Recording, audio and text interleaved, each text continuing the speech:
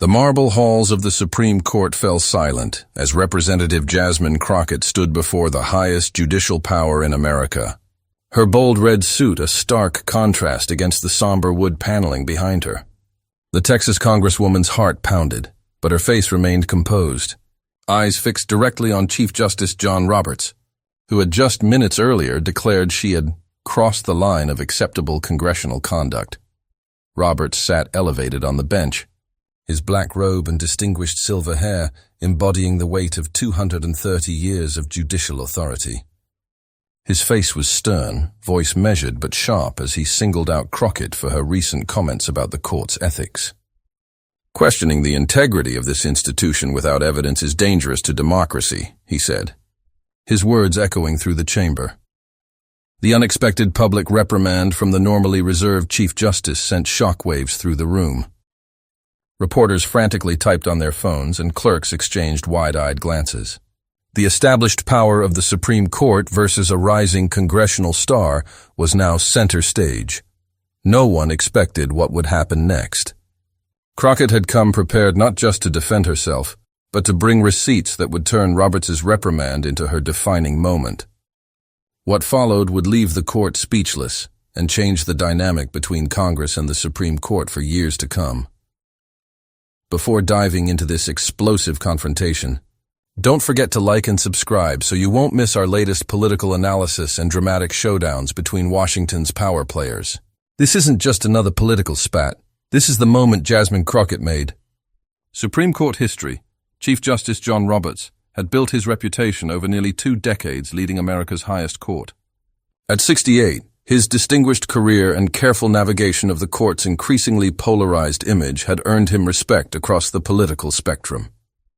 Roberts, a George W. Bush appointee, had occasionally sided with the court's liberal wing on key decisions, presenting himself as an institutionalist, concerned first and foremost with the court's legitimacy and historical standing.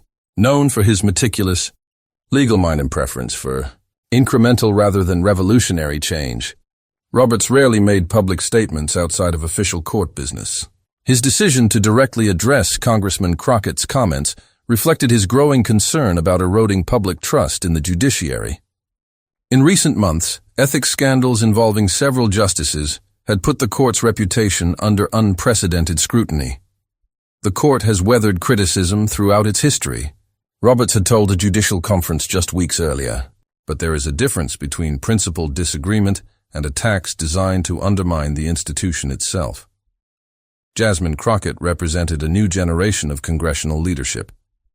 At 42, the former civil rights attorney and Texas state representative had quickly established herself as a formidable voice since winning her congressional seat in 2022. Her legal background made her particularly effective during hearings, where her precise questioning often left witnesses struggling for answers. Crockett had recently gained national attention for her outspoken criticism of the Supreme Court following revelations about Justice Samuel Alito's undisclosed vacation with a Republican billionaire and Justice Thomas's failure to report gifts and travel. On CNN, she had stated, "We have a Supreme Court that seems to believe they're above the law they claim to interpret. The American people deserve better than justices who hide their conflicts of interest." This comment, along with Crockett's introduction of legislation to create an enforceable ethics code for the court, had clearly struck a nerve with Roberts. His public rebuke was unprecedented. A Chief Justice directly calling out a member of Congress by name. The stakes couldn't be higher. This confrontation represented the escalating tension between two branches of government during a time of diminishing trust in institutions. For Roberts, preserving the court's rapidly eroding legitimacy was paramount. For Crockett, this was about holding power accountable and proving that no one, not even the Supreme Court, was above scrutiny. Behind the scenes, Crockett had spent weeks preparing for this moment. While Roberts's public criticism had surprised many, her team had anticipated the possibility and compiled a detailed dossier on the court's ethical lapses. "They think I'll back down," she told her chief of staff the night before. "They've mistaken my youth for inexperience and my passion for recklessness. Tomorrow they'll learn the difference." The historic confrontation was set against the backdrop of a nation deeply divided about its institutions, with public approval of the Supreme Court at historic lows. Both sides knew that what happened next would reach far beyond the marbled chamber. The tension in the Supreme Court chamber was palpable as Chief Justice Roberts continued his unprecedented rebuke. His normally measured tone grew more forceful with each sentence, his gaze fixed directly on Congresswoman Crockett. When elected officials make unfounded accusations about this court's ethics, they damage not just our reputation, but the very foundation of our constitutional system, Roberts said, his voice resonating through the chamber. Congresswoman Crockett's recent statements go beyond legitimate criticism. They represent a reckless attack on judicial independence. Several conservative justices nodded in agreement. Justice Alito, who had been the subject of many of Crockett's critiques, appeared particularly pleased by the chief's forceful defense. Justice Thomas remained stone-faced, but the slight tightening of his jaw betrayed his approval. Roberts wasn't finished. The Congresswoman has repeatedly suggested impropriety without providing evidence. She has proposed legislation that would unconstitutionally subject this court to congressional oversight. This body has maintained its ethical standards for over 2 centuries without such interference. From her position at the podium, Crockett listened without visible reaction, though those close to her noticed her right hand tightening slightly around the folder she carried. Roberts, perhaps interpreting her silence as submission, pressed his advantage. Furthermore, her suggestion that recent decisions were influenced by external factors rather than legal reasoning is particularly dangerous. It undermines public confidence and reflects a fundamental misunderstanding of this court's role. At this point, Justice Sonia Sotomayor shifted uncomfortably in her seat. Though she hadn't publicly backed Crockett's comments, her own dissents had occasionally hinted at similar concerns about the court's direction. Justice Ketanji Brown Jackson maintained a professional poker face, but her eyes showed careful attention to how this unprecedented confrontation would unfold. Roberts concluded with what he clearly intended as a final blow. Congresswoman Crockett may have experience in a courtroom, but she would do well to remember the unique position this court holds in our system of government. Her remarks have crossed a line that should never be crossed by a member of Congress who has sworn to uphold the Constitution. A heavy silence followed. In previous eras, such a public dressing down from the Chief Justice would have ended the matter. The Congresswoman would be expected to issue a careful apology, or at least retreat to more measured criticism. But Jasmine Crockett had not come to retreat. "Thank you, Chief Justice Roberts, for your concerns," she began, her voice steady and clear. "I appreciate the opportunity to address them directly." Her tone was respectful but unflinching, immediately signaling this would not be an apology tour. Several reporters who had begun packing up their notebooks paused, sensing the mood shift. "With all due respect to this court's history and the office you hold, sir, I must correct several mischaracterizations in your statement." Roberts's eyebrows rose slightly, the judicial equivalent of shock. Justices rarely face direct pushback in their own chamber, certainly not from members of Congress they had just reprimanded. "First, you suggested my criticisms were unfounded and without evidence. I want to be very clear that every concern I've raised has been thoroughly documented." Crockett opened the folder she'd brought with her, removing a bound document nearly an inch thick.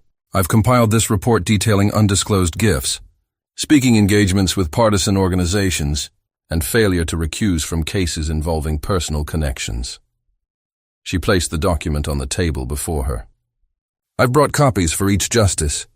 My office will make this publicly available today." The atmosphere in the chamber transformed. What had begun as a reprimand of a congresswoman had suddenly become something else entirely.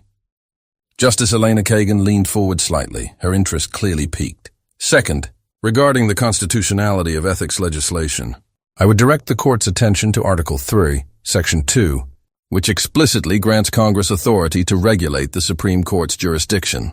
The framers never intended the judiciary to operate without checks and balances." Crockett's voice grew stronger, her background as both a legislator and litigator evident in her precise delivery. "The Constitution creates 3 co-equal branches, Chief Justice. Co-equal means exactly that. No branch is above accountability. No branches above accountability.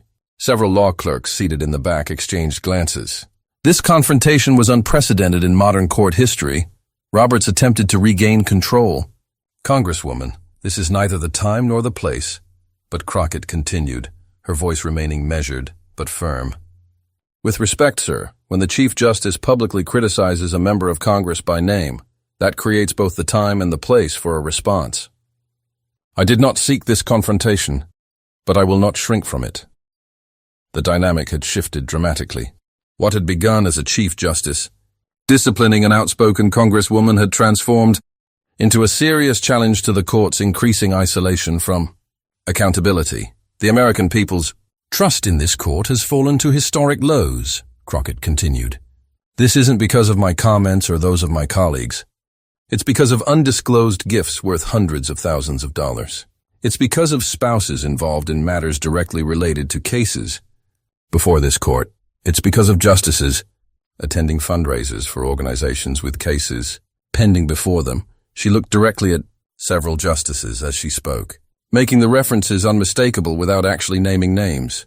Justice Clarence Thomas shifted in his seat, his typical stoic expression momentarily broken by a flash of anger. Justice Alito's face had reddened visibly.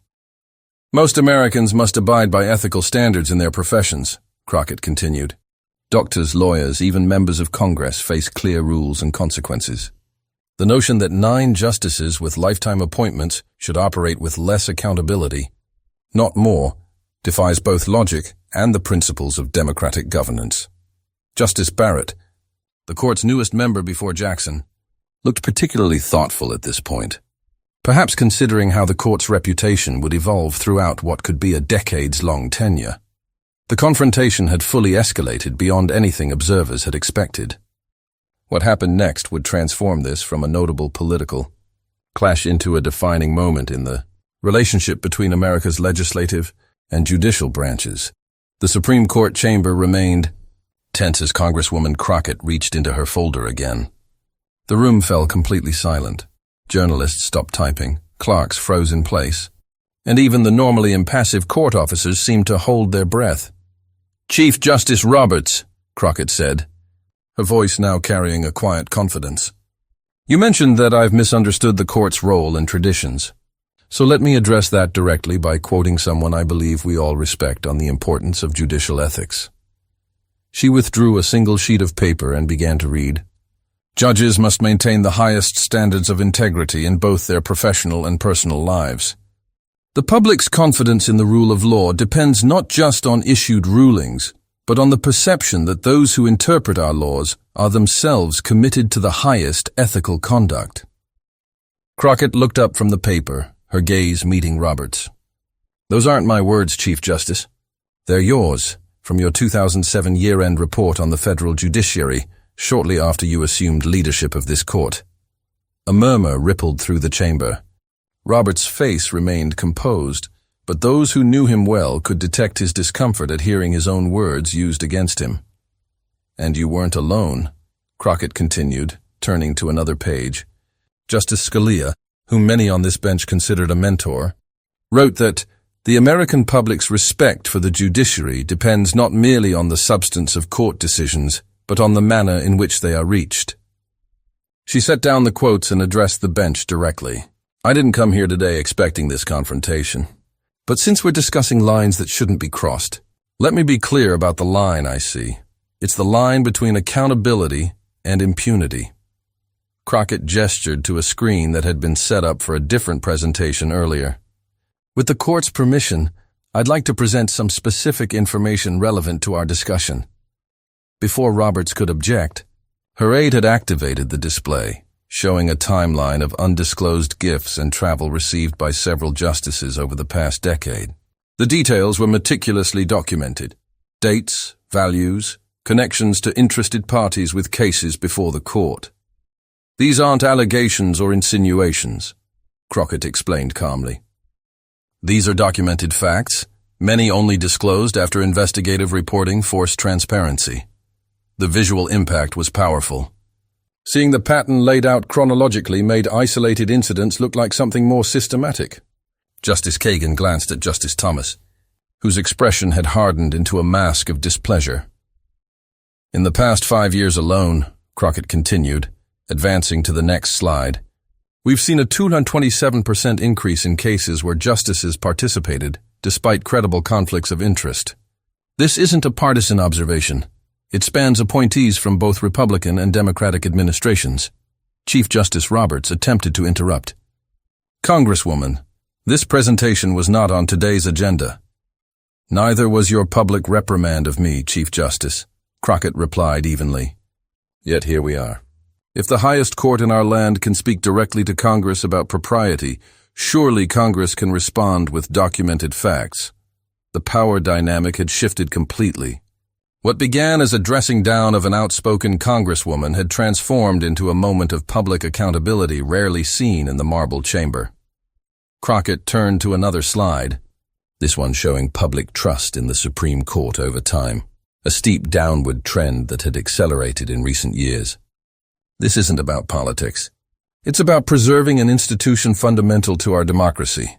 When public trust falls this dramatically, we all have a responsibility to address the underlying causes. She turned back to the Chief Justice. You suggested I crossed a line by questioning this court's ethics. But with respect, sir, I believe it's this court that has crossed a line. The line between being above politics and being above accountability. The chamber was completely still now. Even justices who clearly disagreed with Crockett were paying close attention, perhaps recognizing they were witnessing a moment that would be analyzed in law schools for generations. The founders never intended judicial independence to mean judicial impunity, Crockett continued. They designed a system of checks and balances precisely because they understood that power. Unchecked, inevitably corrupts even the most well-intentioned. Officials, she directed everyone's attention to her final slide. A simple quote from Alexander Hamilton in Federalist. Number 78. The judiciary has no influence over either the sword or the purse. It may truly be said to have neither force nor will, but merely judgment, and must ultimately depend upon the aid of the executive arm, even for the efficacy of its judgments. Hamilton understood something profound, Crockett explained. The court's power comes not from enforcement mechanisms, but from moral authority, from the public's willingness to accept its judgments as legitimate. When that legitimacy erodes, the entire foundation of judicial review is threatened. She closed her folder and looked directly at each justice in turn. I didn't cross a line by asking this court to hold itself to the same ethical standards that govern every other federal judge in America. I fulfilled my constitutional duty to provide a check on power that's grown increasingly unconstrained. Then, in the moment that would soon go viral across social media platforms, Crockett delivered her most powerful line. You called me out by name, Chief Justice Roberts, suggesting I don't understand this court's role in our democracy. But with all due respect, sir, I understand it perfectly. The question before us today is whether this court still understands its own. The silence that followed was deafening. For several seconds, no one moved. Justice Sotomayor's face showed the hint of a suppressed smile. Justice Jackson maintained her composed expression, but her eyes reflected unmistakable respect. Even some conservative justices appeared thoughtful rather than merely defensive. Chief Justice Roberts, a man accustomed to having the final word in his courtroom, seemed momentarily at a loss. His prepared remarks had presumed a deferential response, not this methodical dismantling of his position. When he finally spoke, his tone had noticeably shifted. Congresswoman Crockett, you've certainly presented considerable information for this court to reflect upon. While I maintain that some of your public comments have been unnecessarily inflammatory, I acknowledge your right to raise these concerns.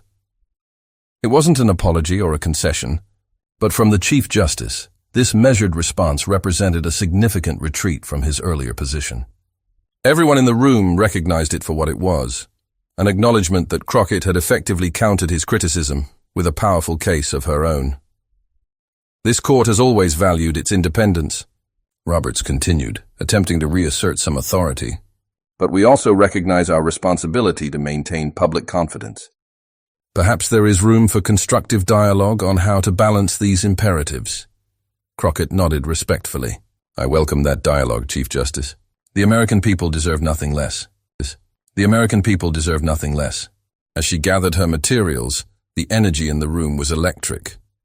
What had begun as an attempt to publicly discipline an outspoken legislator had instead become her defining moment. The day Congresswoman Jasmine Crockett stood in the Supreme Court chamber and left the bench momentarily frozen, forced to confront difficult truths about their own institution. Outside the court, journalists were already rushing to file their stories. Within minutes, the Crockett Clapback and Unfrozen bench were trending nationwide. But the real impact would extend far beyond a social media moment. This confrontation would fundamentally alter the relationship between Congress and the court for years to come as Jasmine Crockett descended the Supreme Court's iconic marble steps. The January sun cast her silhouette against the imposing facade behind her. Reporters swarmed around her, shouting questions and thrusting microphones toward her face. Her staff formed a protective barrier, guiding her toward the waiting black SUV, but Crockett paused briefly at the bottom of the steps.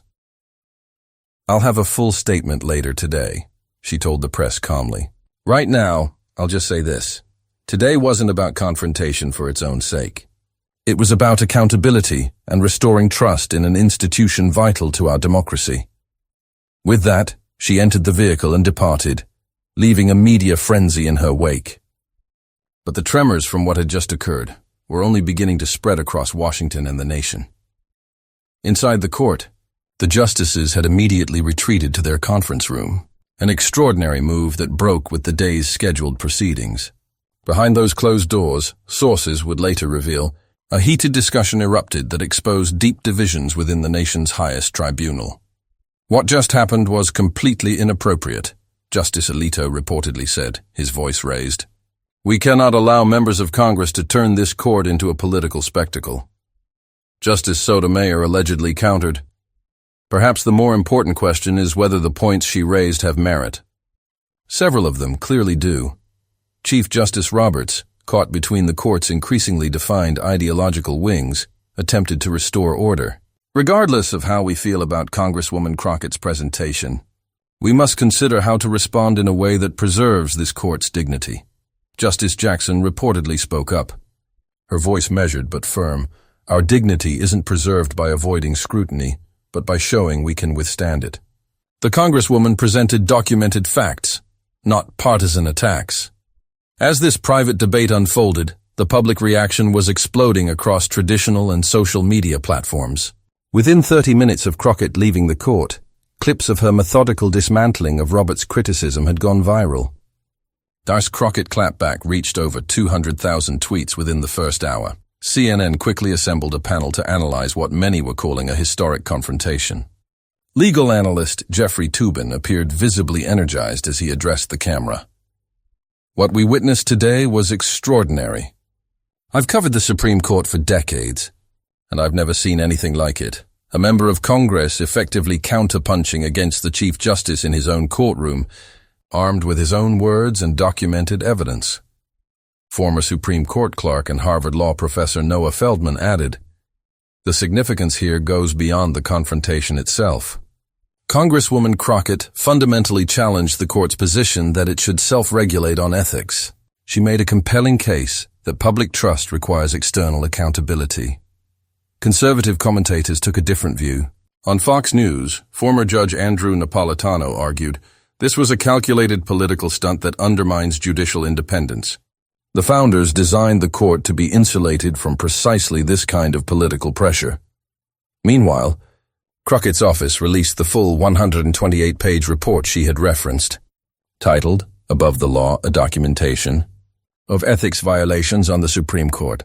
The meticulously sourced document included details of previously unreported connections between justices and interested parties with cases before the court. Legal. Reporters began pouring through it, with several noting that many allegations appeared substantiated by public records. On Capitol Hill, the reaction split predictably along partisan lines, but with notable exceptions. While many Republicans criticized Crockett for disrespecting the court, several moderate Republicans expressed concern about the documented ethics issues. Senator Lisa Murkowski told reporters, "While I might have chosen a different approach, The substance of Congresswoman Crockett's concerns deserves serious consideration. Public trust in the court matters to conservatives as much as liberals. Democratic leadership rallied around Crockett. Speaker Hakeem Jeffries issued a statement. Congresswoman Crockett displayed exceptional courage and commitment to constitutional principles today. Her detailed presentation highlighted legitimate concerns about ethics standards that affect the court's credibility across the political spectrum. By late afternoon, the White House had weighed in carefully. Press Secretary Karine Jean-Pierre stated, "The President believes in both judicial independence and institutional accountability. While he won't comment on today's specific exchange, he has consistently supported efforts to strengthen ethical standards across all branches of government." Social media continued to amplify the confrontation's impact. A meme showing Crockett's composed face juxtaposed with Roberts' surprised expression spread widely with the caption, "When you bring receipts to the highest court in the land." Another viral post featured Crockett's quote, "The question before us today is whether this court still understands its own role," overlaid on an image of the court. Legal analysts on television and online began examining the potential long-term implications. On MSNBC, former U.S. Attorney Joyce Vance observed, "This could be a turning point for the court. Either they'll recognize the legitimacy crisis they're facing and take meaningful steps toward reform, or they'll dig in, further eroding public confidence." By evening, Crockett had become the most requested guest across news networks. She chose to appear on CNN's Anderson Cooper 360-degree, where she maintained her measured tone while refusing to back down. "Today wasn't about disrespect," she told Cooper. "It was about respect for the court as an institution that's too important to be undermined by ethical lapses. Respect for the American people who deserve justices who hold themselves to the highest standards." When Cooper asked if she regretted any aspect of the confrontation, Crockett's response was firm. "I regret that it was necessary. I would have preferred a judiciary that embraced transparency without requiring public pressure. But when the Chief Justice chose to reprimand me by name for raising documented concerns, he created this moment, not me." As the broadcast aired, the story took another dramatic turn. A statement from the Supreme Court's Public Information Office announced that Chief Justice Roberts had called an unusual closed-door session with all justices for the following morning to discuss standards of ethical conduct and transparency measures. The statement carefully avoided mentioning Crockett directly, but the timing made the connection obvious. Multiple court observers noted this represented an unprecedented acknowledgement that external criticism required internal response. Conservative Justice Neil Gorsuch, appearing at a previously scheduled book event that evening, was asked about the day's events. His response surprised many. "While I won't comment on specific interactions, I believe the court's legitimacy requires public confidence. That confidence must be earned through both our judgments and our conduct." By the next morning, editorial boards across the country had weighed in. The New York Times called the confrontation a necessary disruption of judicial complacency. The Wall Street Journal criticized Crockett's theatrical approach, but acknowledged legitimate questions about consistency in recusal practices. The Washington Post perhaps captured the moment most accurately with its headline, "Crockett versus Roberts, when accountability meets authority." The confrontation's impact extended beyond media coverage. Law school professors reported student discussions breaking out spontaneously across campuses. Constitutional law classes at Harvard, Yale, and other top institutions adjusted their syllabi to incorporate analysis of the exchange and its implications for separation of powers. 3 days after the confrontation, Chief Justice Roberts made an unexpected announcement. The Supreme Court would, for the first time in its history, adopt a formal code of conduct specifically applicable to the justices. While stopping short of embracing external enforcement mechanisms, the code would require public disclosure of gifts, travel, and speaking engagements, along with clearer recusal standards. "The court has always held itself to high ethical standards," Roberts stated. "This code formalizes those standards and recognizes the importance of transparency in maintaining public trust." Notably, the announcement didn't mention Crockett, but everyone understood the connection. The timing was too perfect to be coincidental.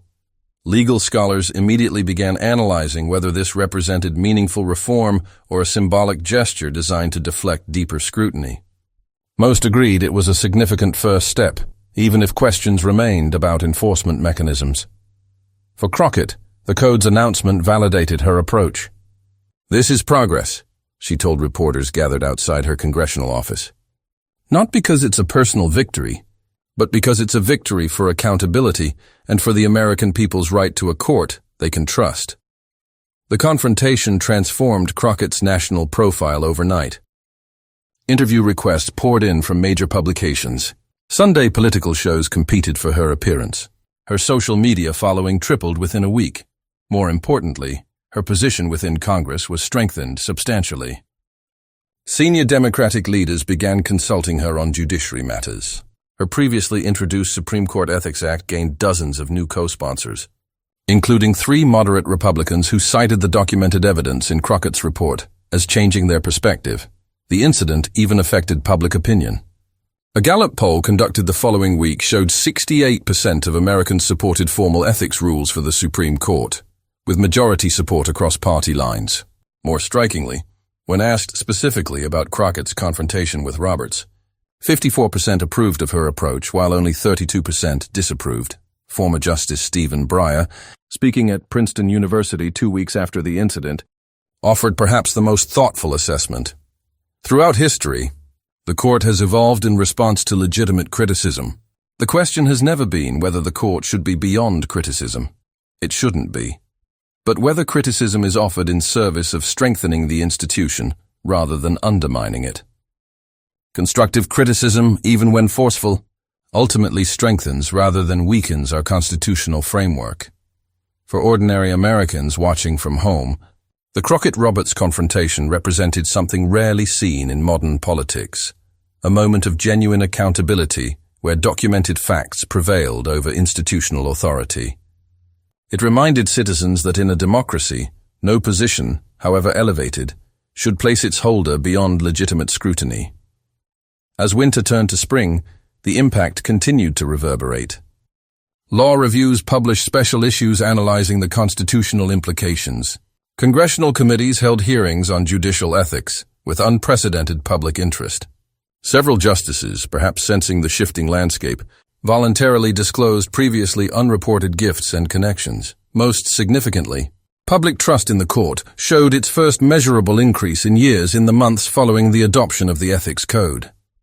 The improvement was modest, but statistically significant, a sign that transparency measures, even incremental ones, could begin to rebuild eroded confidence. For Jasmine Crockett, the moment would define her congressional career, but she refused to be defined solely by it. That day was important, she reflected in a June interview. But what matters more is what happens next. Whether we continue building a judiciary that earns trust through both its judgments and its conduct. The confrontation that began with Roberts declaring Crockett had indeed crossed a line, not of propriety but of history. It marked a rare moment when the usual power dynamics were reversed, when documented facts overcame institutional inertia, and when a single prepared voice changed the course of a vital American institution. As this story continues to unfold, remember to like and subscribe to our channel for more in-depth political analysis and coverage of Washington's most consequential confrontations. We'll be following Congresswoman Crockett's next moves and the Supreme Court's response in the coming months. Will other justices follow Roberts' lead in embracing transparency, or will resistance grow? Will Crockett's proposed legislation gain enough support to pass? And how will this new chapter in the relationship between Congress and the court affect upcoming high-profile cases? Stay tuned for our continuing coverage of this historic development in American democracy.